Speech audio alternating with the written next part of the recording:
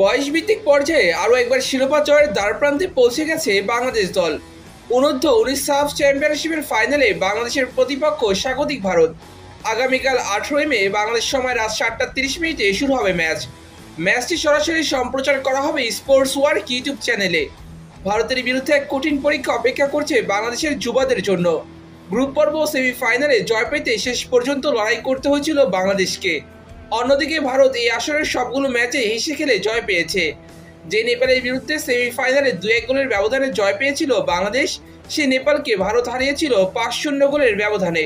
এছাড়া মালদ্বীপের বিরুদ্ধে 2-0 গোলে এগিয়ে থেকেও 2-2 গোলে ম্যাচ ড্র করেছিল বাংলাদেশ। তবে ভারত সেমিতে মালদ্বীপকে হারিয়েছে 3-0 গোলে। এই আসরে ভারত দারুণ টিম প্লের প্রদর্শনী দেখিয়েছে, সাথে বেশ কয়েকজন দেখিয়েছে ইন্ডিভিজুয়াল পারফরমেন্স। যেমন ভারতের স্ট্রাইকার ড্যানি এখন পর্যন্ত করেছেন 5 গোল। অন্যদিকে বাংলাদেশের এই দলে একাধিক প্রতিভাবান ফুটবলার রয়েছে, তবে টিম প্লেতে দুর্বল এই দলটা। বাংলাদেশের খেলা অনেকটাই ফয়সাল ও মোর্শেদ কেন্দ্রিক হয়ে গেছে। বাংলাদেশের হেড কোচ ছোটন এখন পর্যন্ত দল থেকে সেরাটা বের করে আনতে পুরোপুরি ব্যর্থ হয়েছেন। লং বল এবং উইং ধরে তার পুরান আমলের কৌশল নেপাল বেশ ভালোভাবে এক্সপোজ করে ফেলেছিল। তবে ফয়সাল ও মানিকের ইন্ডিভিজুয়াল দক্ষতার কারণে বাংলাদেশ সেই ম্যাচে জয় পেয়েছে। এছাড়া সাইড বেঞ্চের যথাযথ ব্যবহার করতে পারছে না গোলাম রাব্বানি ছোটন।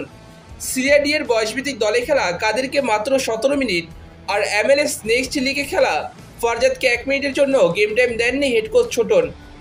এছাড়া নেপালের বিরুদ্ধে বাজে পারফরমেন্স করার পরও লেফট উইঙ্গার সুমনকে বেশ সময় ধরে খেলিয়েছেন তিনি।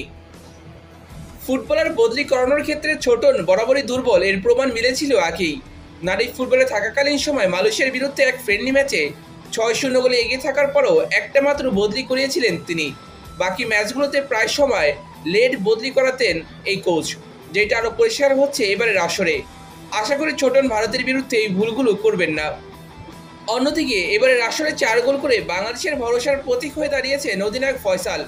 অন্যদিকে মোর্শেদও সমানতালে সাপোর্ট দিচ্ছেন দলকে। তবে নেপাল ম্যাচে তেমন সুবিধা করতে পারেননি মোর্শেদ। আশা করি ভারতের ম্যাচে ভুলগুলো শুধরে নেবেন। নাম্বার 9 পজিশনে রিফাত স্টার্ট করবে এবং মানিক সেকেন্ড হাফে দারুণ অপশন হবে এই জায়গাতে। ডিফেন্সে আশিক এবং মিঠু ধারাবাহিকভাবে পারফরমেন্স করছেন।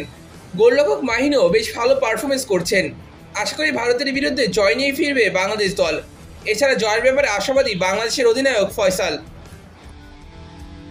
আসসালামু আলাইকুম। ফাইনাল সবসময় একটু এক্সাইটমেন্ট কাজ করে, একটা ফাইনাল, একটা টুর্নামেন্টের শেষ ম্যাচ। তো এখানে দুইটা টিমই চাবে জিততে, ভালো করতে, ট্রফিটা দেশে নিয়ে যেতে। তো আমরাও এখানে এসেছি আমরা আমাদের লক্ষ্য পূরণ করার জন্য। ইনশাল্লাহ আমরা আমাদের লক্ষ্য পূরণ করে দেশে ফিরব। ভালো ফুটবল খেলেছে এবং তারা এই টুর্নামেন্টে অনেক কিছু শিখতে পেরেছে। এখন তারা একটা আত্মবিশ্বাসী এবং তারা ফাইনালের জন্য পুরোপুরিভাবেই প্রস্তুত।